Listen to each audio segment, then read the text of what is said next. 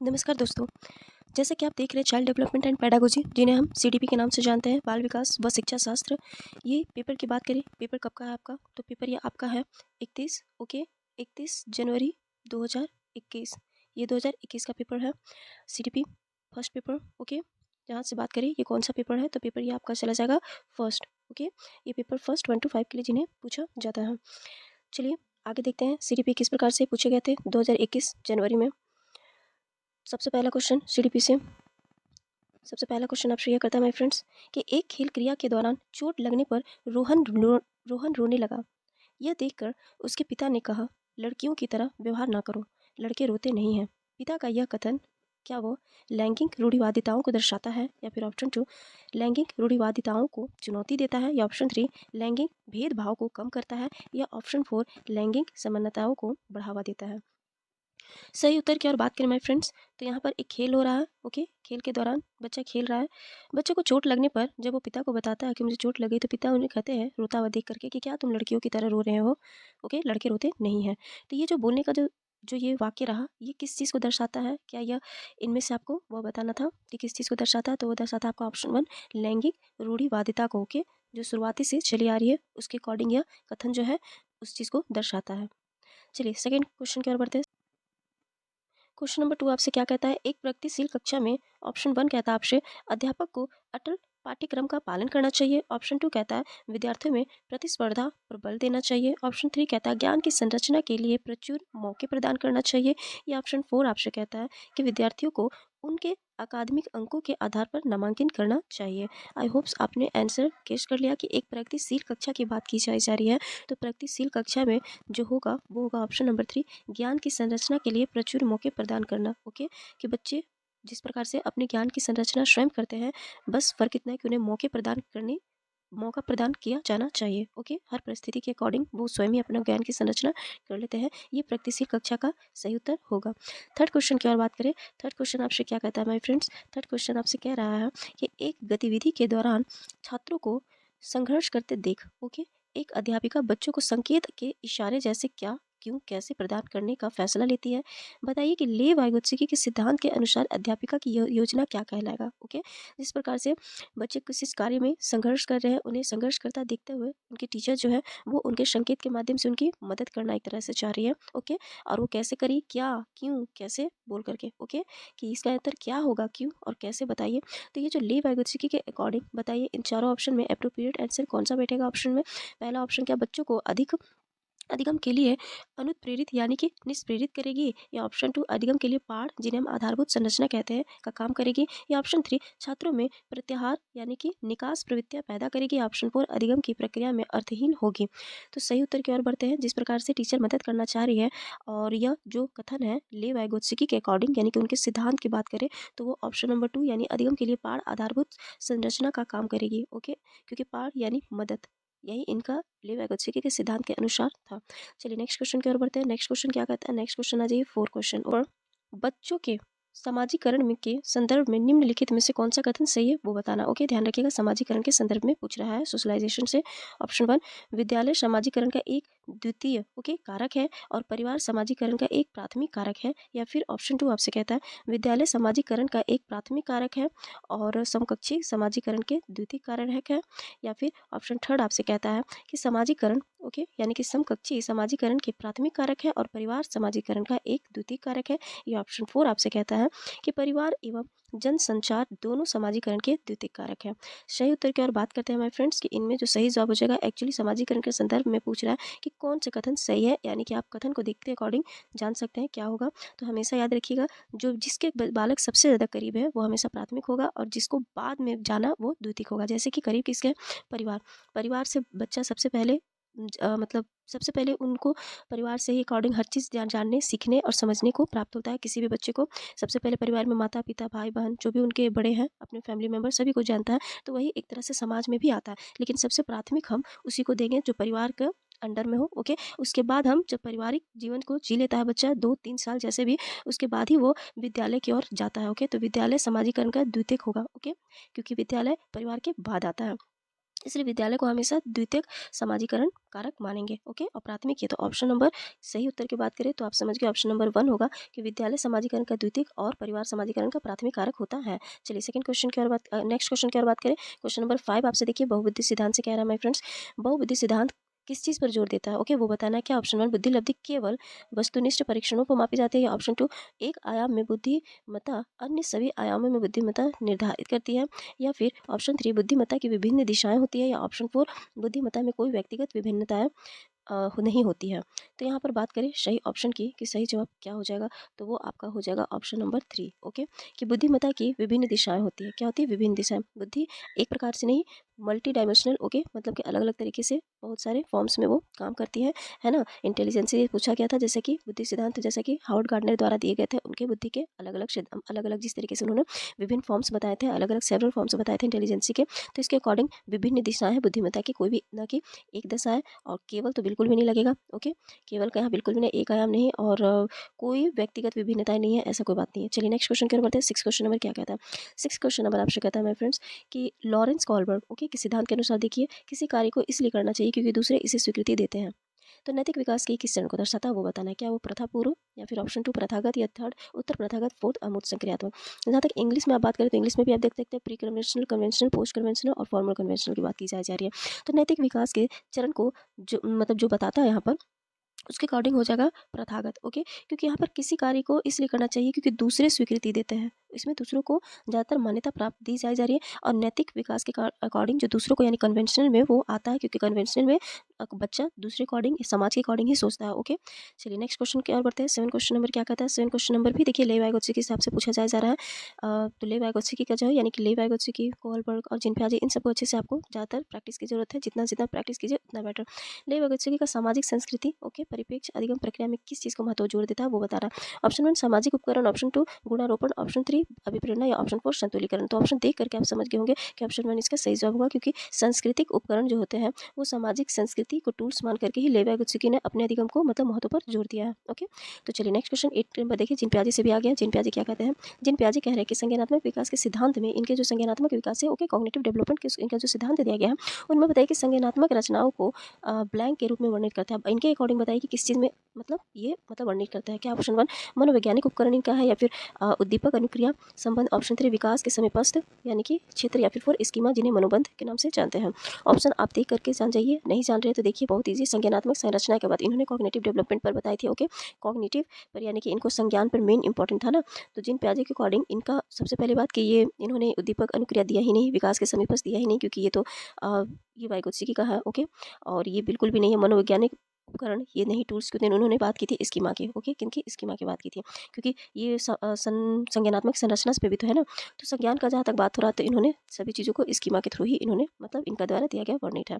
चलिए next question 9 question फिर से जिन प्याजे की ओर आ जाइए। देखिए जिन प्याजे के संज्ञानात्मक विकास के सिद्धांत में पूर्व संक्रियात्मक कौन सा अवस्था है? पूर्व संक्रियात्मक अवस्था विकास के मुख्य गुण क्या है वो आपको बताना। ओके, पूर्व संक्रियात्मक अवस्था किसे कहते हैं माय फ्रेंड्स? तो जैसे कि इंग्लिश में भी आप देख सकते हैं कि पूर्व संक्रियात्मक की बात करें तो प्री ऑपरेशनल।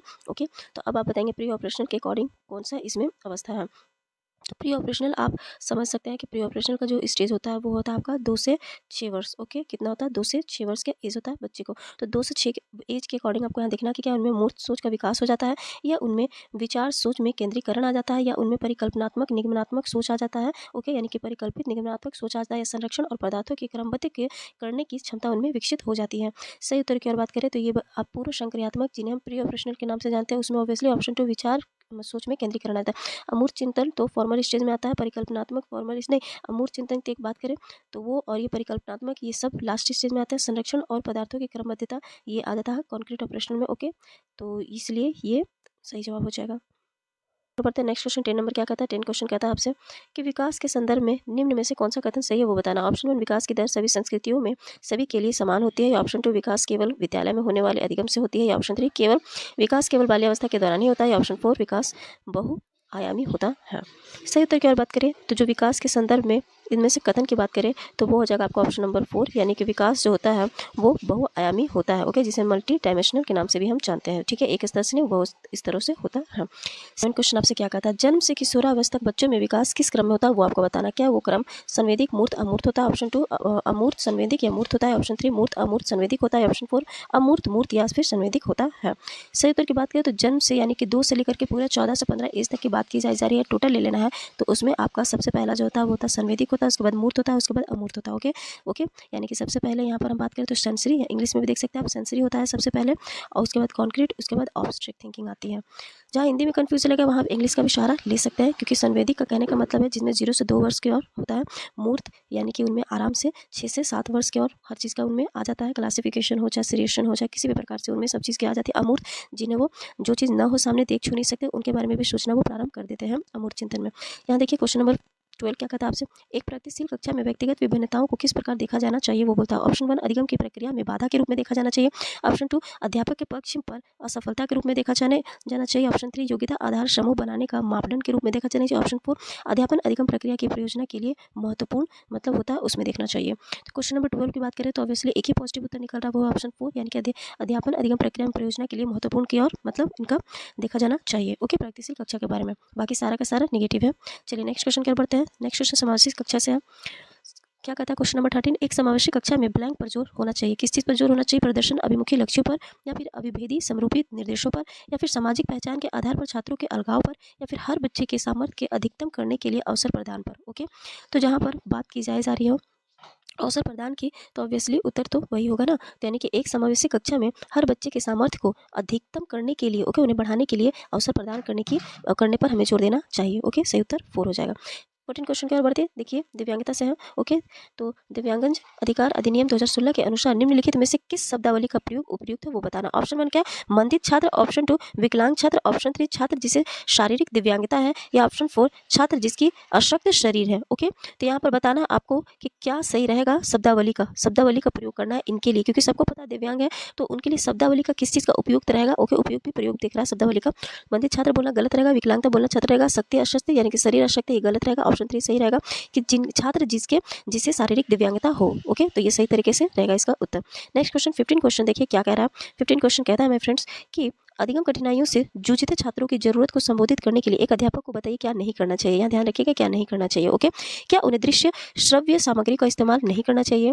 ओके, या फिर संरचना शिक्षा शास्त्र उपागमों का इस्तेमाल नहीं करना चाहिए, या व्यक्तिगत शैक्षणिक योग्यता बनाना नहीं चाहिए, शिक्षा शास्त्र और आकलन की जटिल संरचनाओं का प्रयोग नहीं करना चाहिए। तो क्या नहीं करना चाहिए, तो वो आप समझ के होंगे देख करके कि ऑप्शन नंबर 4 नहीं करना चाहिए। कैसे? क्योंकि शिक्षा शास्त्र और आकलन में जटिल संरचनाओं का प्रयोग करेंगे तो बच्चे सीख नहीं पाएंगे। ओके, उन्हें काफ़ी ज़्यादा कठिनाइयाँ होगी, इसीलिए हमें इस चीज़ का प्रयोग नहीं करना चाहिए। चलिए नेक्स्ट क्वेश्चन 16 नंबर क्या कहता है। 16 क्वेश्चन नंबर आपसे कहता है कि सृजनात्मकता ओके के पहचान का प्रमुख लक्षण क्या है वो आपको बताना। सबसे पहले क्या? कम परिज्ञानता यानी कि बोधगम्यता है, या ऑप्शन 2 अपसारी चिंतन है, ऑप्शन 3 अति सक्रियता है, या ऑप्शन 4 असतर्कता है।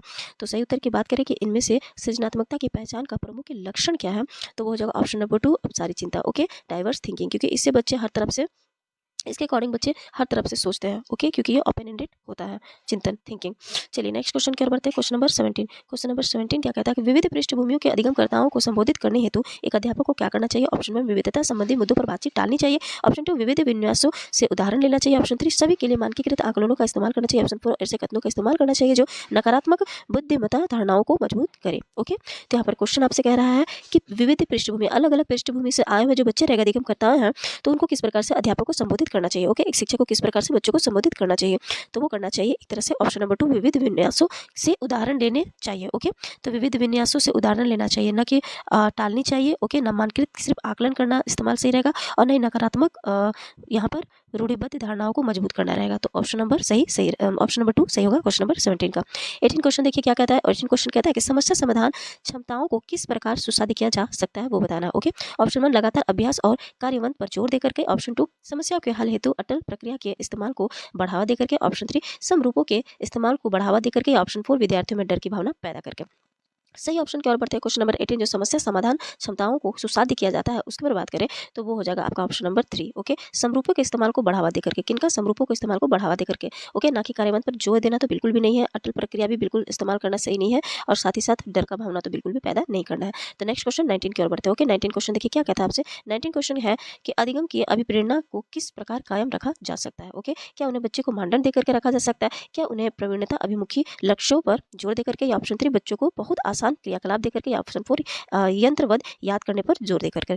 तो ऑब्वियसली ये इजी आप समझ गए होंगे, इजी था, अभिप्रेरणा से है। ओके, अभिप्रेरणा कायम रखा जा सकता है न तो बच्चों को दंड दे करके, न तो याद करवा कर कर, और न ही बच्चों के लिए बच्चों को बहुत आसान क्रियाकलाप दे करके। ओके, उनमें रखा जा सकता है प्रवीणता अभिमुखी लक्ष्यों पर जोर दे करके। ओके, चलिए नेक्स्ट क्वेश्चन, जिन्हें हम मिस्ट्री यानी कि एक तरह से मास्टरी ओरिएंटेड गोल के नाम से भी जानते हैं। ओके, शर्मिंदगी पूछता है।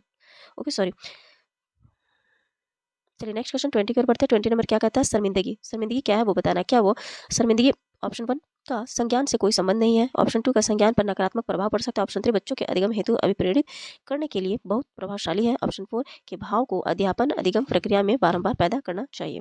तो सही उत्तर की ओर बात करें तो जो शर्मिंदगी है वो एक्चुअली एक संज्ञान पर नकारात्मक प्रभाव पड़ सकता है, यही सही उत्तर होगा। ओके, क्योंकि कोई संबंध नहीं है ऐसा नहीं बोल सकते, और न ही अभिप्रेरित करने के प्रभावित अभिप्रेरित तो बिल्कुल भी नहीं, और यहाँ पर अध्यापन प्रक्रिया में बारंबार पैदा बिल्कुल भी नहीं करना चाहिए, इसलिए ऑप्शन नंबर 2 सही है क्वेश्चन नंबर 20 का।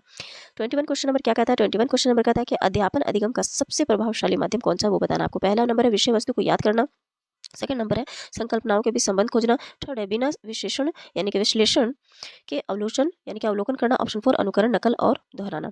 सही उत्तर की अगर बात करें तो सही उत्तर इनमें से एक ही निकल कर आ रहा है। ओके, खोजबीन जांच पड़ताल ये सब करना, जहां पर संकल्पनाओं के बीच संबंध खोजना है, तो यही सबसे ज्यादा अध्यापन अधिगम का सबसे महत्वपूर्ण यानी कि प्रभावशाली माध्यम होता है। ओके, नेक्स्ट क्वेश्चन 22 क्या कहता है। 22 क्वेश्चन नंबर आ जाइए। 22 क्वेश्चन देखिए, कह रहा है कि एक अध्यापिका को दिए गए किसी कार्यकलाप में छात्रों की विभिन्न त्रुटियां का विश्लेषण करना चाहिए, क्योंकि इसके आधार पर वह दंड की मात्रा निर्धारित करती है, या त्रुटियों की समझ अध्यापन अधिगम प्रक्रिया के लिए अर्थपूर्ण होता है, या फिर इसके आधार पर वह ज्यादा त्रुटियां करने वाले छात्रों को दूसरे छात्रों से अलग कर सकते हैं, या फिर ऑप्शन 4 अधिगम केवल त्रुटियों को शोधन पर निर्भर होती है यानी कि निर्भर है। सही उत्तर की अगर बात करें कि क्या हो जाएगा इनका जो क्वेश्चन आपका था कि अध्यापिका कार्यकलाप बच्चों को छात्रों को विभिन्न त्रुटियों विश्लेषण करना चाहती है। ओके, अलग अलग प्रकार की जो गलतियां उस पर विश्लेषण करना चाहती है, तो सही उत्तर क्या होगा। तो त्रुटियों का मेन बताना कि मुख्य रोल क्या होता है, तो त्रुटियां की जो समझ होती है ना, वो अध्यापन अधिगम प्रक्रिया के लिए अर्थपूर्ण होता है। क्या होता है, अर्थपूर्ण होता है। ओके, बढ़िया होता है, क्योंकि बच्चे करेंगे नहीं गलतियां तो फिर सीखेंगे कैसे, इसलिए सही उत्तर होगा ऑप्शन नंबर 2। तो यानी कि त्रुटियों को भी हमें गलत नहीं समझना, वो भी पॉजिटिव उत्तर ही होगा। क्वेश्चन नंबर 23, बच्चों को सीखने में कठिनाई होती है, क्यों? क्योंकि सूचना अलग अलग टुकड़ों में प्रस्तुत की जाती है, या फिर वो आंतरिक रूप से अभी प्रेरित हो, या फिर अधिगम सामाजिक संदर्भ में हो, या विषय वस्तु को बहुरूपों में प्रस्तुत करता है, इसलिए बच्चों को सीखने में कठिनाइयाँ होती है। किस लिए होती है, तो वो होती है सूचनाओं को अलग अलग टुकड़ों में प्रस्तुत करने पर बच्चों को कठिनाइयाँ सीखने में होती है। ओके, चलिए नेक्स्ट क्वेश्चन 24 नंबर कहता है। 24 क्वेश्चन कहता है आपसे कि अधिगम, ओके, अधिगम की सर्वोच्च अवस्था कौन सी है। क्या वो उच्च उत्तेजना उच्च भय, या फिर सेकंड नंबर निम्न उत्तेजना उच्च भय, थर्ड है संतुलित उत्तेजना कोई भय नहीं, या फोर्थ है उच्च उत्तेजना नहीं कोई भय। ओके, कोई भय नहीं। तो सही उत्तर की ओर बात करते हैं कि 24 क्वेश्चन जो अधिगम की सर्वोच्चतम अवस्था जो है वो है आपका ऑप्शन नंबर 3, संतुलित होना चाहिए उत्तेजना, और कोई भी भय मन में नहीं होना चाहिए, तो ही अधिगम सही तरीके से हो पाएगा। ओके, उनमें भय रहेगा तो बिल्कुल भी नहीं कर पाएंगे। ओके, और निम्न उत्तेजना रहेगा, कम रहेगी सीखने की भावना इच्छा, और उच्च भय रहेगा तो भी नहीं होगा सर्वोत्तम अवस्था अधिगम का, और कोई भय ही नहीं रहेगा, और साथ ही साथ कोई उत्तेजना नहीं होगी, तो कहाँ से होगा। ओके, यानी कि उत्तेजना भी संतुलित मात्रा में होना चाहिए, और प्लस सीखने टाइम कोई भी भय नहीं होना चाहिए। चलिए 25 क्वेश्चन नंबर कहता है अधिगम का संरचना विचार यह सुझाव देता, क्या विचार सुझाव देता है कि ज्ञान की संरचना में क्या ऑप्शन 1 बच्चों की कोई भूमिका नहीं होती है, या ऑप्शन 2 बच्चे पूर्ण रूप से वयस्कों पर निर्भर रहते हैं, या ऑप्शन 3 बच्चे सक्रिय भूमिका निभाते हैं, या ऑप्शन 4 बच्चे पूर्ण रूप से पाठ्य पुस्तकों पर निर्भर होते हैं। सही उत्तर की बात करें, आप देख करके समझ गए होंगे कि बच्चे जो है सक्रिय भूमिका निभाते हैं किस चीज़ पर, अधिगम का संरचना जो भी विचार सुझाव दिया गया ज्ञान की संरचना पर। ओके, ज्ञान की संरचना पर बच्चे सक्रिय भूमिका निभाते हैं, ऑप्शन 3 सही जवाब हो जाएगा। क्वेश्चन नंबर 26 के बच्चे अधिगम के लिए निम्न में से कौन सी धारणा उपयुक्त है वो बताना। क्या ऑप्शन 1 योग्यता सुसाध्य है, ऑप्शन 2 योग्यता अटल है, ऑप्शन 3 प्रयासों से कोई फर्क नहीं पड़ता, ऑप्शन 4 असफलता अनियंत्रित है। सही उत्तर की अगर बात करें कि अधिगम के लिए निम्न में से कौन सी धारणा उपयुक्त है वो बताना, तो उपयुक्त जो है वो हो जाएगा आपका ऑप्शन नंबर 1 योग्य सुसाध्य। ओके, योग्य सुसाध्य। नेक्स्ट क्वेश्चन 27 की ओर। ओके, 27 क्वेश्चन कहता है कि निम्न में से कौन सी परिपाटी विद्यार्थियों में संकल्पनाओं समझ में बढ़ोतरी करने में सहायक होती है। ओके, तो पहला ऑप्शन है प्रतिस्पर्धाएं, या फिर सेकंड ऑप्शन है पाठ्य पुस्तक केंद्रित शिक्षा शास्त्र, थर्ड है बारंबार परीक्षाएं, फोर्थ है अन्वेषण और संवाद। सही उत्तर की और बात करें तो सही उत्तर हो जाएगा आपका कि इनमें से जो विद्यार्थी की संकल्पनाएं समझ बढ़ोतरी के लिए, ओके, जिससे जो बढ़ोतरी के लिए सहायता होती है वो होगी आपका ऑप्शन नंबर 4 अन्वेषण और संवाद। ओके, इनके थ्रू बच्चे बढ़िया तरीके से सीखते हैं, ना कि बारंबार परीक्षा पाठ्य पुस्तक सिर्फ केंद्र सही नहीं है और प्रतिस्पर्धा तो बिल्कुल भी नहीं। चलिए नेक्स्ट क्वेश्चन क्या बोलते हैं 28 क्वेश्चन क्या कहता है 28 क्वेश्चन कहता है कि एक कार्य के दौरान, ओके, एक कार्य के दौरान साइना स्वयं से बात कर रही है। साइना नाम की गर्ल है, वो खुद से बात कर रही है। क्या बात कर रही है कि वह कार्य किस प्रकार प्रगति कर सकती है। तो बताइए वो जो कार्य कर रही है उस पर खुद से बात कर रही है, मेन यही मुद्दा है। तो ले वैगत्सी के जो भाषा और चिंतन पर जो उन्होंने दिया है विचार, तो उनके अनुसार बताइए कि व्यक्तिगत वाक क्या दर्शाता है। ये जो व्यक्तिगत वाक कर रही है वो क्या दर्शाता है। तो वो दर्शाता है आपका ऑप्शन नंबर 1 संज्ञानात्मक अपरिपक्वता, या फिर ऑप्शन 2 स्वनियमित, या फिर स्वनियमन, या फिर ऑप्शन 4 आत्मकेंद्रिता, या फिर 4 मनोवैज्ञानिक विकार। सही उत्तर की बात करें तो इनमें वो दर्शाएगा स्वनियमन। ओके, कि नियमन ही उनका कर रही है। लेई वैगत्सी के अकॉर्डिंग भी ध्यान में रखना है ना। ओके, तो वो जो खुद से बात कर रही है वो आपका स्वनियमित हो जाएगा। ओके, नेक्स्ट क्वेश्चन 29 के ऊपर जाइए। 29 देखिए क्या कहता है। 29 कह रहा है आपसे कि यहाँ पर मूल्यांकन पद्धतियों का लक्ष्य होना चाहिए। क्या होना चाहिए ऑप्शन में विद्यार्थियों को नामांकन करना सिर्फ लक्ष्य होना चाहिए, योग्यता आधारित समूह में विद्यार्थियों को विभाजन करना होना चाहिए लक्ष्य, या फिर विद्यार्थी को जरूरत एवं आवश्यकताओं की पहचान करना, या ऑप्शन 4 पुरस्कार वितरण हेतु उच्च अंक प्राप्त करने वाले विद्यार्थियों की पहचान करनी चाहिए। सही उत्तर क्या होगा। तो जो मूल्यांकन का जो उद्देश्य बोल रहा है कि वो हो जाएगा आपका ऑप्शन नंबर 3 यानी विद्यार्थियों की जरूरतों एवं आवश्यकताओं की पहचान करना। ओके, यही आपका सही एप्रोप्रिएट उत्तर हो जाएगा। मूल्यांकन पद्धति के लक्ष्य होना चाहिए। 30 क्वेश्चन जो कि लास्ट क्वेश्चन होगा मेरे फ्रेंड्स, यहाँ देखिए बच्चों के विकास की व्यक्तिगत विभिन्नताओं के बारे में बोल रहा है। ओके, व्यक्तिगत विभिन्नताओं को किस प्रकार मतलब प्रतिरोपित किया जा सकता है। ऑप्शन 1 केवल आनुवंशिकता द्वारा, ऑप्शन 2 केवल पर्यावरण द्वारा, ऑप्शन 3 ना आनुवंशिकता पर ना पर्यावरण पर, या ऑप्शन 4 आनुवंशिकता एवं पर्यावरण की पारस्परिकता पर। तो सही उत्तर की ओर बढ़ जाते हैं। ये देख करके आप समझ गए कि जहाँ पर आनुवंशिकता हो और पर्यावरण हो दोनों का मिश्रण हो रहा है, उत्तर वही होगा एप्रोप्रिएट। ओके, तो यहाँ पर व्यक्तिगत विभिन्नताओं से भी बात की जा रही है, तो इन दोनों के पारस्परिकता के कारण ही प्रतिरोपित किया जा सकता है। Okay my friends, I hope see video आपको एप्रोप्रिएट यानी कि समझ आधारित पर बिल्कुल लगा होगा, और काफ़ी सारे इसमें वीडियोस आपको लगे होंगे देख करके। क्वेश्चन के काफ़ी सारे किए हुए हैं, कुछ कुछ क्वेश्चन इजी लगेंगे, कुछ कुछ क्वेश्चन थोड़ा सा लेवल लग सकता है हार्ड, लेकिन प्रैक्टिस जारी रखिए। प्रैक्टिस पर ही डिपेंड है, जितना प्रैक्टिस रहेगा उतना ईजी लगता जाएगा क्वेश्चन। चलिए इसी तरीके से बने रहने के लिए बहुत बहुत धन्यवाद, और साथ ही साथ आपको ये वीडियो पसंद आया तो आप लाइक कर दीजिएगा, कर सकते हैं, एवं सब्सक्राइब भी आप कर सकते हैं जुड़े रहने के लिए। इसी प्रकार से मिलते हैं अपने नेक्स्ट वीडियो में। ये वीडियो देखने के लिए आपका बहुत बहुत धन्यवाद।